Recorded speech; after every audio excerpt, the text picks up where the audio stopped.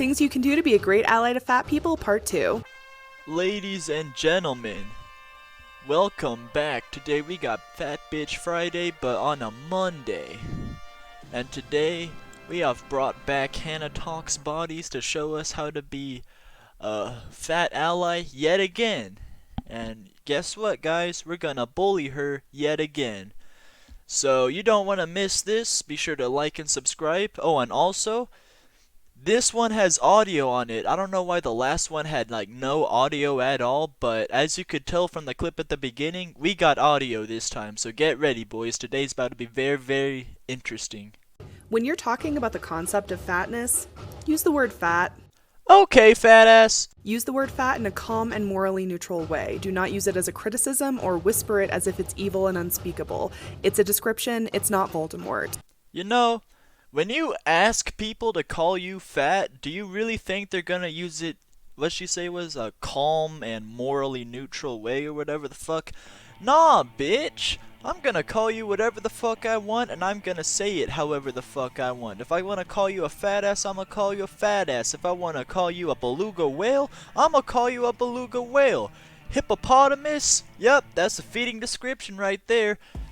Oh, bitch, I will call you whatever the fuck I want. Of course, if you're talking to a specific person about their body, use whatever words they use. Alright. As I have already stated, I will call you whatever the fuck I want. If you look like a walrus, I'm gonna call you a walrus. If you look like an elephant just walking down in the desert, trying to grab some grass with its trunk or whatever, guess what, bitch? You an elephant now.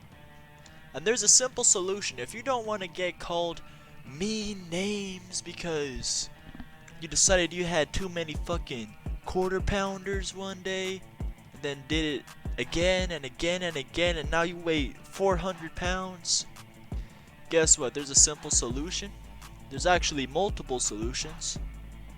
Workout, diet. Shit, there's even surgery to start losing weight. I don't care what you do, just lose weight if you don't want to be called this shit. And if you still want to be fat, alright, whatever. Just know that people like me are gonna be mean as fuck to you. If you have kids, please do not put them on a diet. Childhood dieting is the single strongest predictor of someone getting an eating disorder. There are severe consequences that will stay with them throughout their life. Well, look who's finally got an interesting point for me. Alright, with what she said, it really depends on the kid, you know. Like, if your kid is like a normal size, maybe like slightly overweight, but nothing too bad, like maybe he's supposed to weigh like 140, but he weighs 160 or whatever, or 180, then yeah, I guess you don't really need to put him on a diet. There's really no point for that at all. But if your kid, let's say you've got a kid, right? He's about 4'10" and weighs 200 pounds? Man, put that kid on a diet. It's for his own good. If you don't put him on a diet, there will be severe consequences that will stay with them throughout their life. Like, I don't know. Type 2 diabetes. I think that's pretty severe.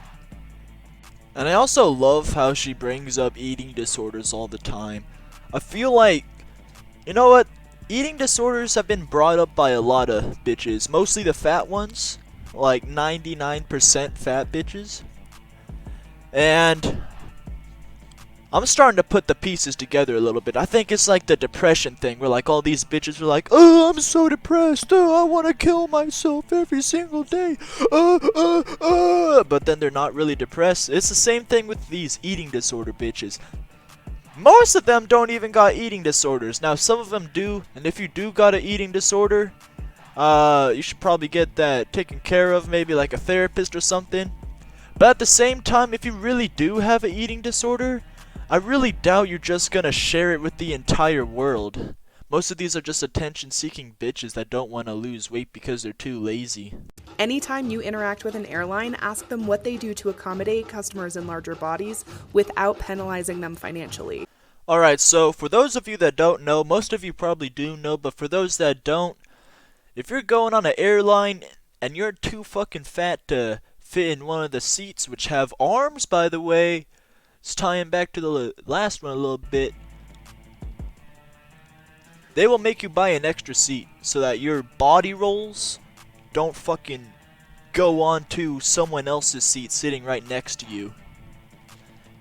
And there's a good reason to do that, because imagine you're just chilling in your airplane chair, you know, you're flying somewhere by yourself, and then you see walking down the aisle, you see fucking this bitch, Hannah, walking down the aisle. And you're like, oh no, please don't sit next to me, because there's only one seat next to you. She sits next to you, and now for the whole fucking 4-hour flight, you got her fucking body rolls just laying on half of your lap, and you're wanting to kill yourself that entire flight. Yeah, there's a reason that they make you buy extra seats. It's for the comfort of other people on the plane. If they don't do anything, encourage them to look at Southwest Airlines customer of size policy. If possible, let them know that your business will be going to Southwest from here on until they adopt a similar policy. Alright, I don't understand what she's trying to do with the whole, oh, my business is going to be going to Southwest from here on out until you change your policy. Like, do you really think that these big ass fucking airline companies that don't worry at all about money, well, maybe during COVID they do, but do you think these companies are worried that one person's business is gonna be going to fucking Southwest Airlines because they don't have the right fat policy or whatever it's called, the customer size? No, bitch, they're not tripping about that. They're gonna be like, okay, have a nice time on your other flight.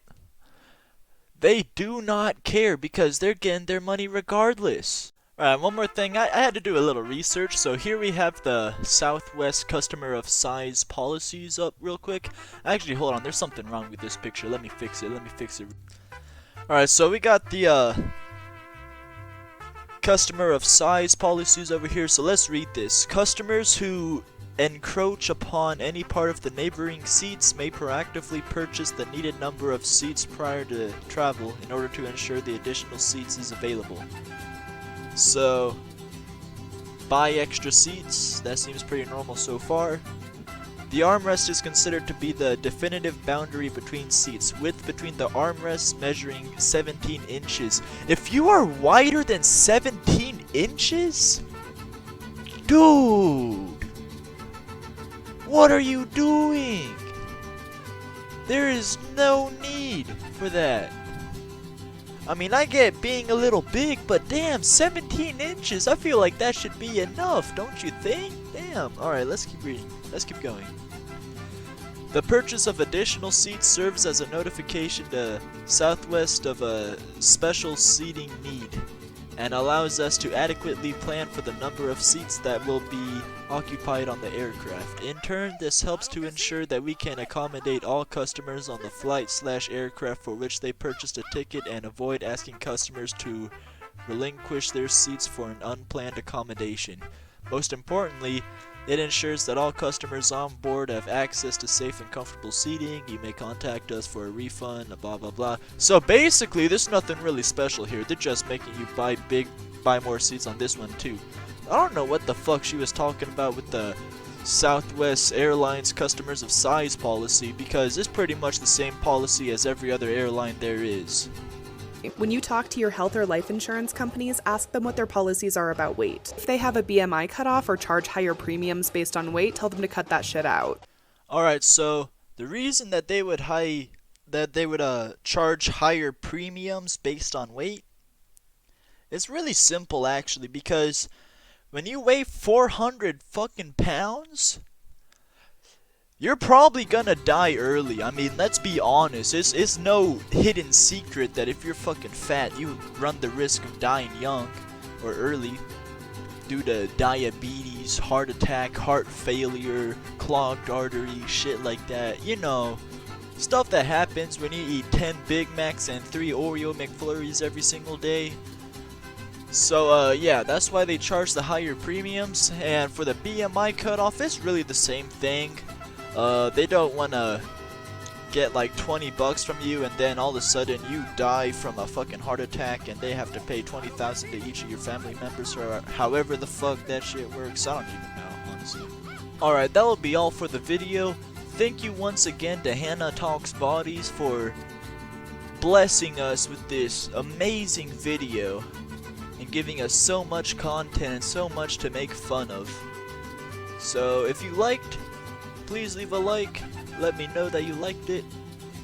And check out the Call Me Carson chats, because them shits was crazy. Okay, I'm getting a little off topic here, but the Call Me Carson chats, go watch that video right now. Here it is on the top corner. That was the wildest shit I have ever read in my entire life. I'm not even playing with you.